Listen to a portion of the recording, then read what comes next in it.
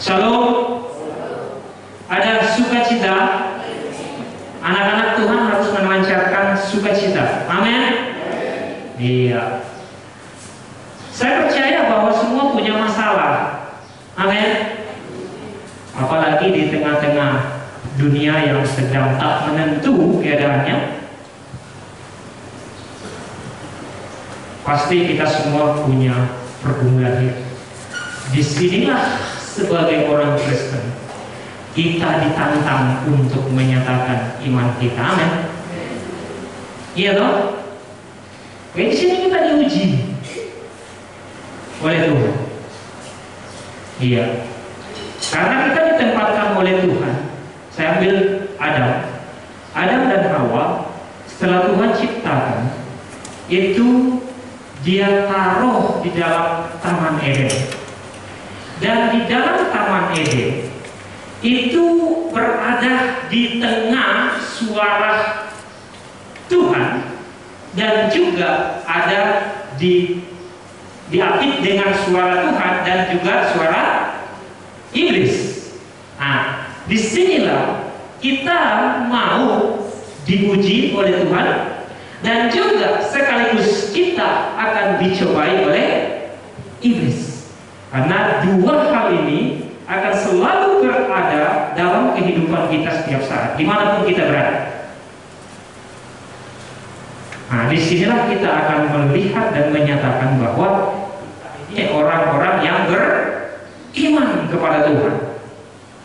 Nah, seleksi hidup, ya. Jadi dikatakan Pak Yosef bahwa kita belajar dari sekolah kehidupan. Nah, disinilah kita belajar dalam sekolah kehidupan. Karena kita diapit dengan dua suara, yaitu suara Tuhan, tetapi juga ada suara si iblis. Suara Tuhan itu dengan firman, tetapi suara iblis itu menggoda kita untuk menyerongkan kita dari suara firman, berusaha membawa kita untuk memberontak kepada suaranya Tuhan. Ini yang terjadi dalam kehidupan kita. Tetapi syukur kepada Tuhan, karena Dia memberikan suatu hal yang luar biasa bagi kehidupan kita. Apakah itu? Mari kita baca kebenaran firman Tuhan di dalam Roma pasal yang pertama, ayatnya yang ke-16 dan ke-17. Setelah kita baca Roma ayat 16 dan 17, kita juga akan baca Mazmur 91. Ya, jadi ini dua bagian firman Tuhan yang akan kita baca secara bersama-sama. Baik. Injil itu kekuatan Tuhan judulnya. Mari kita baca secara bersama-sama. 1, 2, 3. Sebab aku mempunyai keyakinan yang kokoh dalam Injil. Karena Injil adalah kekuatan Tuhan yang menyelamatkan setiap orang yang percaya. Pertama-tama orang Yahudi, tetapi juga orang Yunani. Sebab di dalamnya nyata kebenaran Tuhan yang bertolak dari iman dan memimpin kepada iman. Seperti ada tertulis, orang benar akan hidup oleh iman. Amin. Orang benar akan hidup oleh iman. Ya, inilah yang diberikan oleh Tuhan. Kita baca juga di dalam Mazmur 91. Kita baca ayat 1 sampai 16. Karena ini menyambung. Dalam lindungan Tuhan. 1, 2, 3.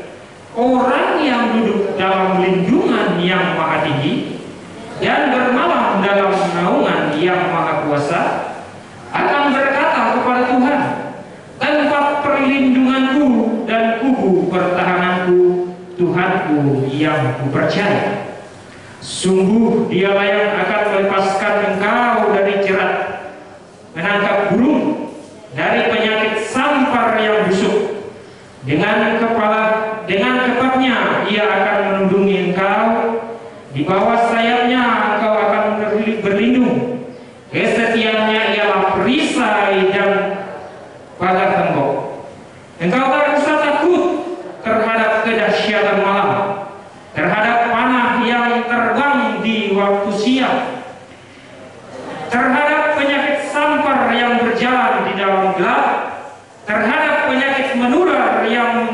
di waktu petang. Walau 1000 orang rebah di sisimu dan 10.000 sebelah kananmu, tetapi tidak akan menimpamu. Engkau hanya menonton dengan matamu sendiri dan melihat pembelaan terhadap orang-orang fasik.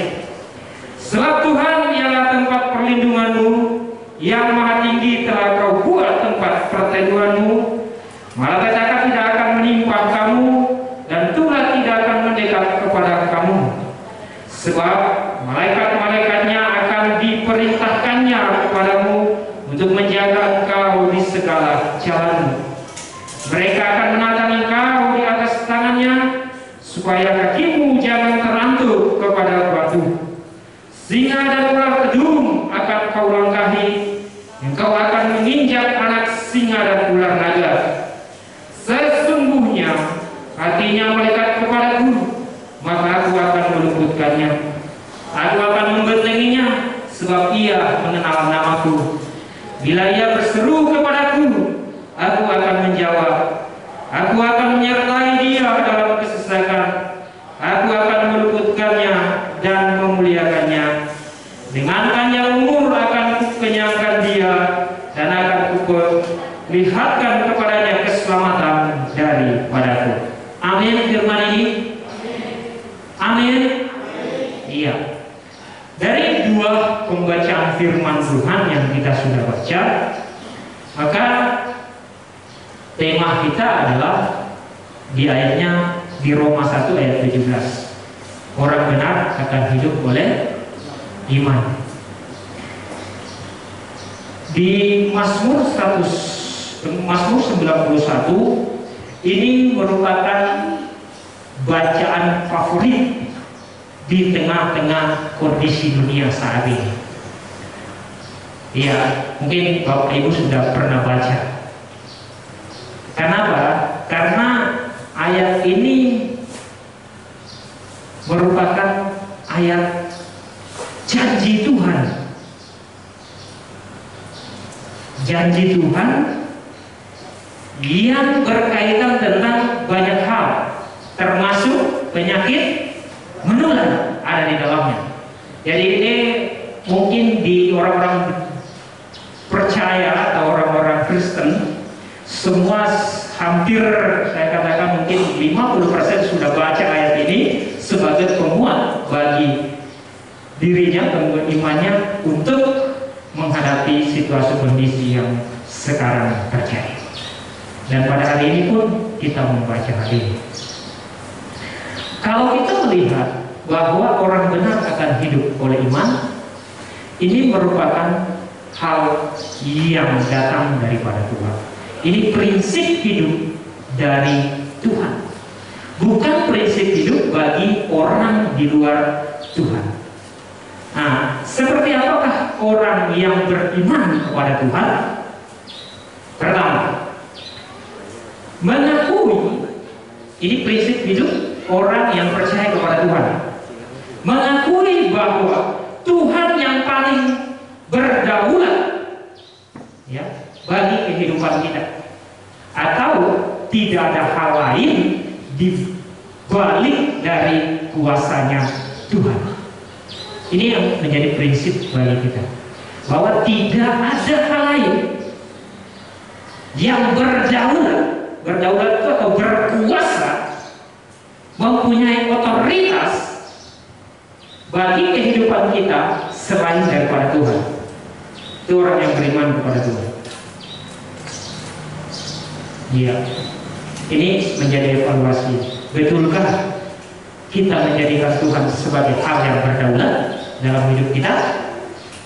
Ataukah kita masih mengandalkan kehidupan kita untuk lepas dari sesuatu persoalan dan permasalahan hidup? Ya. Hal yang kedua, mengakui bahwa hanya Tuhan satu-satunya sumber berkat. Amin. Bukan usaha kita, bukan karena kita bekerja sehingga kita dapat. Iya, pekerjaan diberikan oleh Tuhan. Itulah cara Tuhan memberikan berkat. mau lamar ke sana sini, kalau Tuhan tidak menghendaki Anda lulus di sana, toh juga kita tidak akan dan digeser oleh orang lain. Jadi kita harus meyakini bahwa sumber berkat itu datangnya daripada Tuhan. Berkat di sini tadi yang saya kasih contoh itu berkat jasmani. Tetapi berkat daripada Tuhan itu bukan hanya berkat jasmani, tetapi juga berkat rohani. Kekuatan, kesehatan, hikmat daripada Tuhan, kesempatan untuk melayani Tuhan, itu semua berkat daripada Tuhan. Dan sumber satu-satunya adalah datang dari Tuhan, bukan datang dari kekuatan finansial yang kita miliki. Kita mungkin membuat suatu lembaga tertentu, itu bukan karena hebatnya kita, tetapi itu karena Tuhan mengizinkan hal itu. Sehingga satu-satunya sumber berkat adalah datangnya daripada Tuhan. Itu prinsip hidup orang yang beriman. Yang ketiga, mengakui bahwa Tuhan sumber hidup dan penentu kehidupan. Ini ya, Tuhan merancang kita. Firman Tuhan katakan bahwa sejak engkau berada dalam rahim ibumu, Tuhan sudah menganyam kita, membentuk kita sedemikian rupa sehingga lahirlah model seperti saya ini. Gantengnya luar biasa, tingginya seperti ini, ya loh, modelnya laki-laki dan lain sebagainya. Itu rencananya siapa? Rencananya Tuhan. Karena Tuhan mengatakan sejak dalam sejak dalam kandungan ibu, Tuhan sudah merancang kita, menenun kita. Pernah lihat orang menenun? Menjahit saja sudah kalau begitu. Menjahit sesuatu yang robek, dijahit sedemikian rupa sehingga menjadi barang yang luar biasa indah. Ya toh? Bapak Ibu pakai baju hari ini cantik-cantik dan ganteng-ganteng, itu sebelumnya itu dirancang oleh tukang jahit. Demikian pun hidup kita di dalam kandungan ibu kita dirancang oleh Tuhan untuk menjadi manusia yang hebat. Nah, oleh sebab itu kita percaya dengan sungguh bahwa kehidupan kita ini sumbernya daripada Tuhan dan dirancangkan oleh Tuhan dan ditentukan oleh Tuhan untuk berada di zaman saat ini. Kalau kita bisa minta pada Tuhan, Tuhan saya mau di zaman paling akhir supaya saya menikmati, saya mau melihat Tuhan datang di awan-awan, saya masih hidup. Tapi tidak, Tuhan menentukan kita ada di zaman ini, dalam situasi seperti ini, Tuhan mau sesuatu dari kita. Amin. Tuhan tidak merencanakan sesuatu yang gagal, tetapi kita yang dirancang ini kadang-kadang membuat sesuatu sehingga kita menjadi gagal. Karena Tuhan mengatakan bahwa rancanganku adalah rancangan damai sejahtera, bukan rancangan luar biasa. Tetapi kalau kita gagal, itu berarti kita membuat rancangan sendiri. Iya, 3 minggu lalu ya, kadang orang ada dalam hadirat Tuhan tetapi meleset ataupun jatuh, itu karena kita punya rancangan sendiri, ya kan? Nah, tetapi Tuhan merancang kita supaya kehidupan kita ini menjadi hal yang luar biasa di hadapan Tuhan. Jadi orang yang beriman kepada Tuhan adalah mengakui bahwa Tuhan sumber hidup dan penentu kehidupan kita. Perjalanan hidup kita ditentukan oleh Tuhan. Bukan berarti kita seperti robot ya. Kita manusia seperti robot. Tuhan juga selalu memberikan yang namanya kehendak bebas. Makanya ada kesempatan kritis untuk menggoda kita, supaya kita membuat perancangan sendiri. Nah, sehingga ada orang yang gagal. Tetapi Tuhan sebenarnya merancangkan dari awal hidup kita ini hanya untuk kemuliaan. Nah, dengan demikian bahwa iman kita setelah dibenarkan oleh Tuhan dengan kekuatan firman-Nya lewat Injil yang diberitakan oleh hamba Tuhan, bahkan kita baca sendiri dalam firman-Nya, itu merupakan suatu kekuatan daripada Tuhan. Saya boleh katakan bahwa itu berupa chip kartu yang ditanamkan dalam hati kita, supaya Tuhan dengan kita itu ada sinyal yang bisa menghubungkan. Itulah yang disebut dengan iman. Karena salah satu karunia roh yang diberikan kepada semua orang itu hanya iman. Karunia iman. Sehingga kita mengaku Yesus sebagai Tuhan dan Juru Selamat, bibit iman itu langsung ditanam dalam hati kita, dan kita yang akan berusaha untuk mengembangkannya. Nah, di dalam perjalanan hidup ini kita akan mengembangkan seperti apa. Dan di dalam perjalanan hidup kita ini,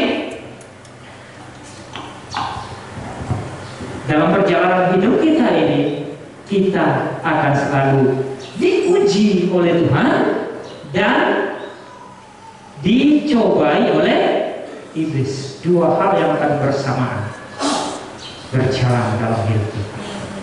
Ya, saya tidak tahu apakah corona saat ini itu merupakan ujian dari Tuhan atau cobaan dari iblis. Tetapi kita percaya bahwa kita memiliki iman. Hal yang perlu kita tekankan dalam hidup kita, mengakui bahwa Tuhan yang berdaulat atas kehidupan saya. Saya mati karena corona, Tuhan berkehendaki. Amin. Kalau kita mati karena malaria, Tuhan menghendaki. Amin. Itu yang paling penting dalam kehidupan kita. Jadi segala sesuatu Tuhan yang berdaulat dalam hidup kita. Kalau kita sudah mempunyai hal seperti ini, berarti kita pasrah secara total kepada Tuhan, apapun yang terjadi. Tetapi juga firman yang lain mengatakan bahwa kamu harus punya hikmat dan jangan mencobai Tuhanmu. Ini juga perlu diperhatikan. Seperti apakah mencobai Tuhan? Sengaja buat masalah. Nah ini, ya kalau Tuhan sudah bilang, di sana berbahaya, kita coba-coba ke sana, wah, ini malah mencobai Tuhan. Ya, jadi tetap hikmat selalu. Tetapi tetap iman yang lebih utama dalam kehidupan kita. Ada hal yang dapat melemahkan iman kita ketika kita berjalan. Sering Tuhan Yesus menegur, baik itu murid-muridnya, baik itu para pengikut orang-orang banyak, sering mengatakan bahwa hai orang-orang yang kurang percaya, hai orang-orang yang senantiasa tidak beriman. Nah, ini terjadi dalam kehidupan orang-orang ketika pertama kekhawatiran itu melebihi dari seharusnya. Kenapa saya bilang melebihi? Karena kekhawatiran itu kadang-kadang juga dibutuhkan dalam kehidupan manusia. Kenapa? Kalau kekhawatiran tidak ada, berarti tidak ada kewaspadaan.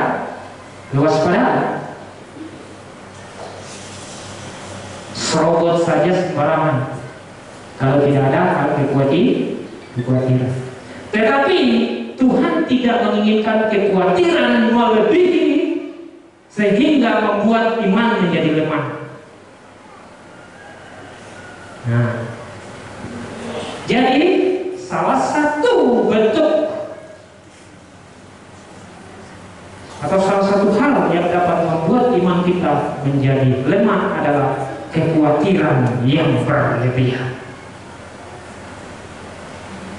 Mari kita renungkan kata ini, kekhawatiran yang berlebihan. Hal yang kedua, itu memandang realita atau memandang sesuatu masalah itu lebih besar daripada kuasa Tuhan. Ini yang biasa terjadi, sehingga iman kita menjadi lemah, terjepit, dan kita tidak menganggap lagi Tuhan sebagai hal yang berotoritas utama atau tidak memiliki kuasa mutlak dalam hidup kita. Yang ketiga yang bisa melemahkan iman, hidup terlena dengan tawaran-tawaran dunia ini. Itu tiga hal ini yang saya catat sebagai hal yang dapat melemahkan iman. Tapi yang paling penting kita renungkan adalah kekhawatiran yang berlebihan. Mari kita renungkan hal itu. Apakah kekhawatiran kita selama ini? Karena firman Tuhan katakan bahwa adakah orang yang menambah hidupnya karena kekhawatiran? Dikatakan sehasta saja atau sejengkal saja, tidak bisa kita nambah ketika kita dalam kondisi khawatir. Kekhawatiran inilah yang menjadi, dan biasanya iblis menggunakan celah ini untuk melemahkan iman kita. Maka saat iblis membuat rancangan untuk menjatuhkan kita dengan cara mencobai,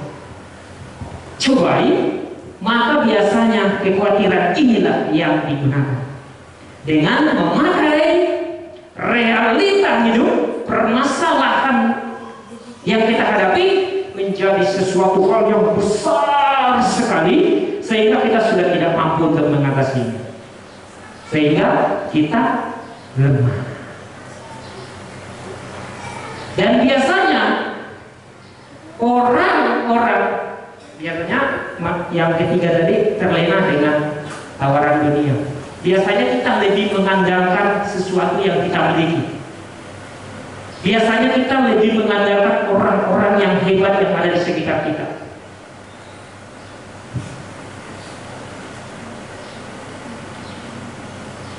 Biasanya kita mengandalkan apa yang kita dapatkan dibanding dengan bersandar sepenuhnya kepada Tuhan. Ini pelajaran yang kita sama-sama akan rasakan dan gumuli dalam kehidupan kita. Saya juga masih belajar dengan hal ini, supaya kita tidak gagal di dalam iman kita. Kekhawatiran jangan terlalu berlebihan dalam hidup kita. Biasanya iblis menggunakan teror-teror, intimidasi yang menakutkan, sehingga kita melihat, takutnya berlebihan, sehingga khawatir muncul. Tuhan seakan-akan tidak mampu melakukan sesuatu, padahal Tuhanlah yang berdaulat sepenuhnya dalam hidup kita. Saya tidak mengajak Bapak Ibu untuk tidak taat pada perintah-perintah atau aturan-aturan pemerintah, tetap kita mentaati peraturan pemerintah.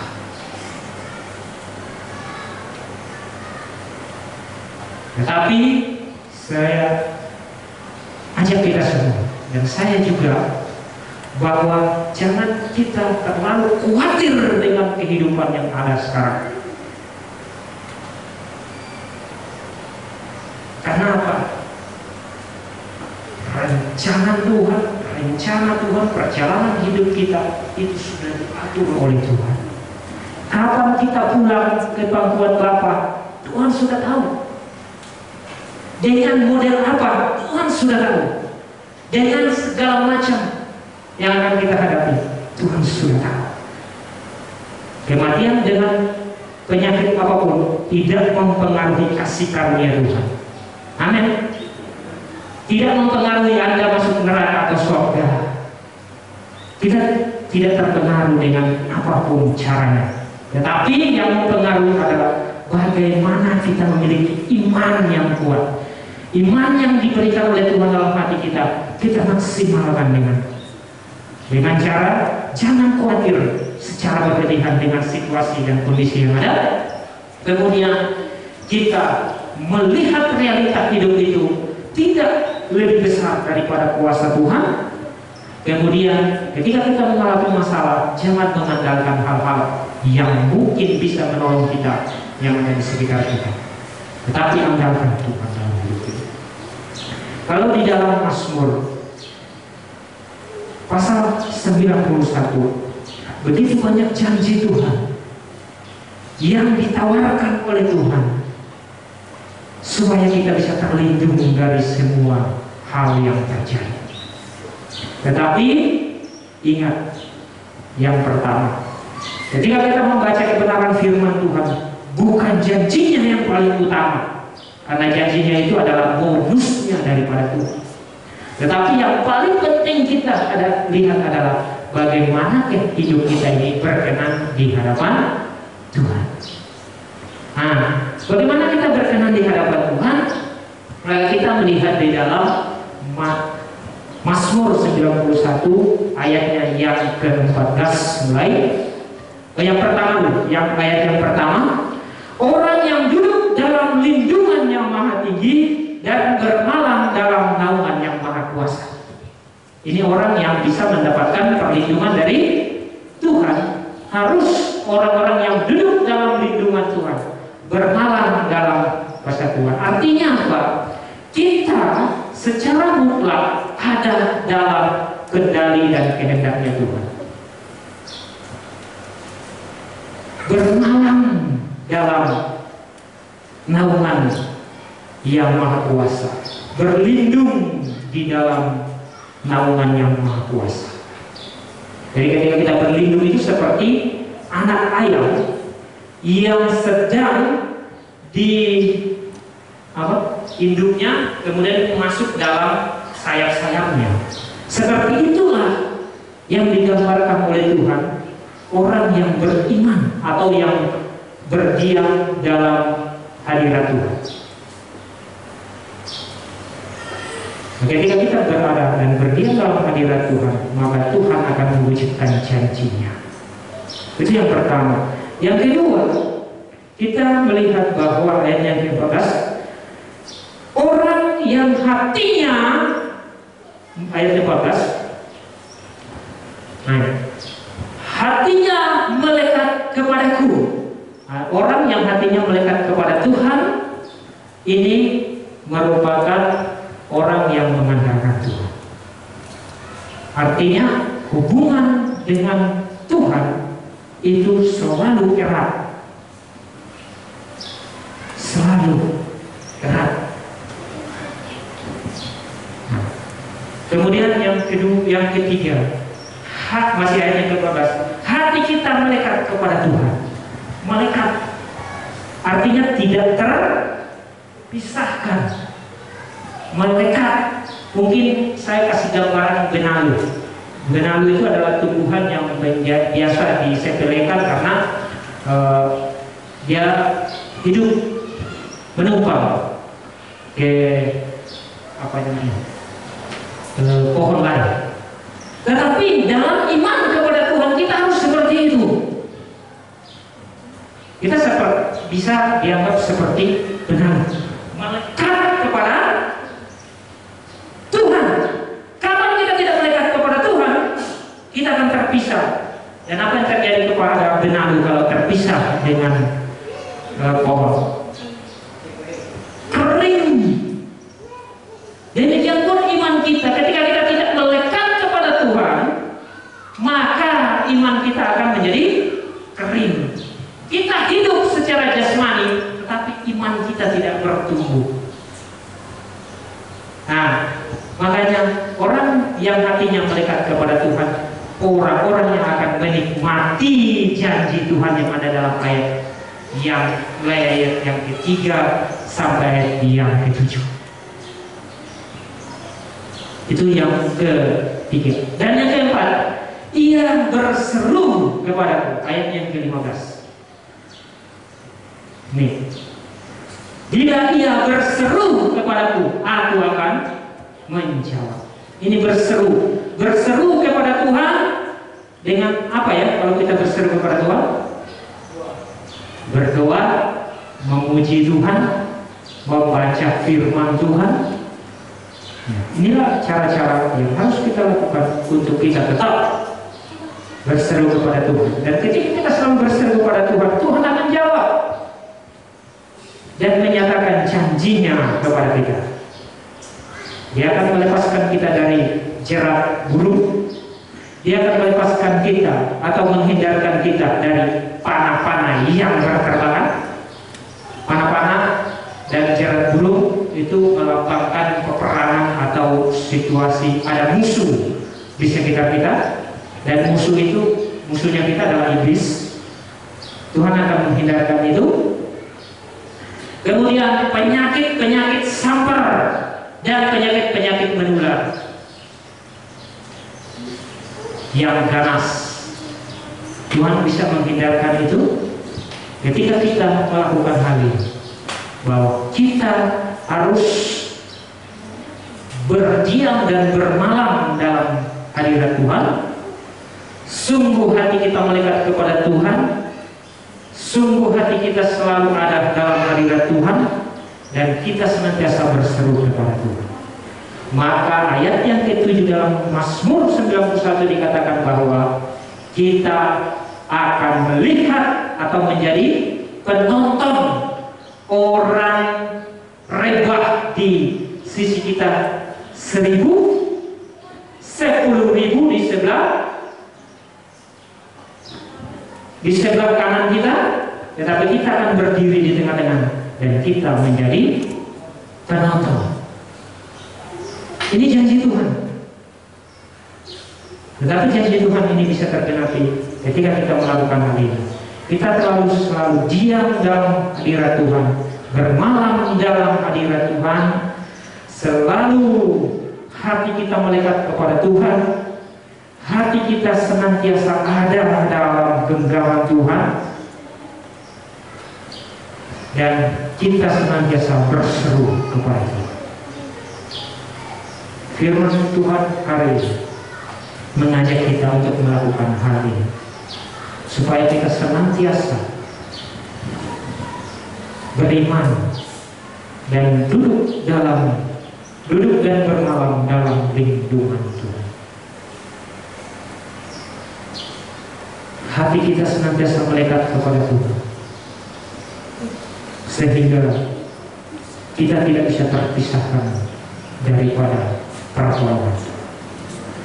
Maka janji-janji firman Tuhan yang ada di dalam Mazmur 91 itu akan tergenapi dalam kehidupan kita. Jangan melihat janjinya dulu, tetapi lakukan apa yang menjadi kewajiban kita. Baru janji itu akan dinyatakan bagi kita. Jangan terbalik ya, jangan melihat janjinya dulu. Banyak orang yang baca firman ini, dia hanya melihat kita akan dilepaskan dan dibebaskan dari penyakit yang menular. Dia tidak tahu apa yang mau dilakukan. Tetapi menjadi orang Kristen, orang yang beriman, maka iman dulu diperkuat, baru janji Tuhan akan dinyatakan. Ini prinsip firman Tuhan. Tidak ada janji dinikmati dulu baru kita melakukan kewajiban.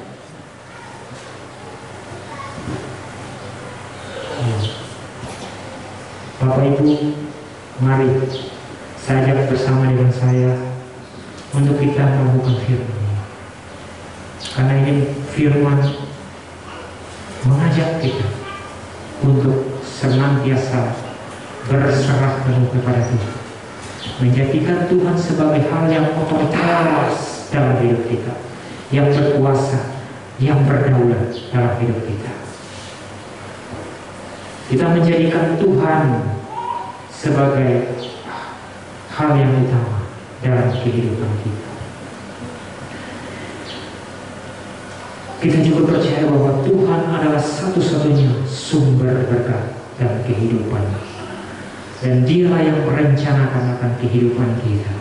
Dalam situasi dan kondisi apapun, Tuhan merencanakan untuk kita ada dalam dunia ini, dalam situasi seperti ini, dalam zaman ini itu bukan kehendak kita, tapi itu kehendaknya Tuhan. Tetapi Tuhan memberikan satu jaminan bagi kita, yaitu ketika kita memiliki iman, maka kita akan hidup oleh iman. Ini janji Tuhan, bukan janji saya. Mari kita belajar bersama dari janji Tuhan. Kita berdoa. Syukur bagimu Tuhan atas kebenaran firman yang telah kami baca bersama.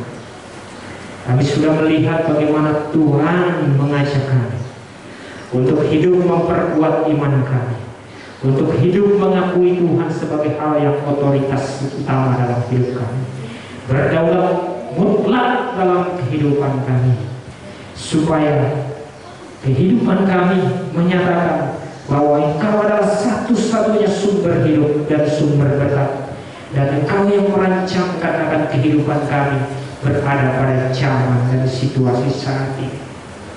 Biarlah iman kami selalu kami pelihara dengan cara berdiam diri di dalam hadirat Tuhan, senantiasa mengutamakan Tuhan, senantiasa melekatkan hidup kami dalam hadirat Tuhan, supaya godaan-godaan apapun yang datang kami tidak terlepas, tetapi kami senantiasa ada dalam perlindungan Tuhan, supaya janji-janji-Mu itu dinyatakan bagi kami. Terima kasih Bapa, kami mengucap syukur atas waktu. Biarlah semua yang telah kami dengarkan itu mengambil bagian dalam hati kami, membuat iman kami makin kuat, makin teguh, karena satu hal yang kami percaya, bahwa Tuhanlah yang mutlak dalam hidup kami. Terima kasih Bapa, terima kasih Tuhan Yesus. Ampuni kami Bapa, dalam nama Yesus kami bersyukur. Haleluya. Amin.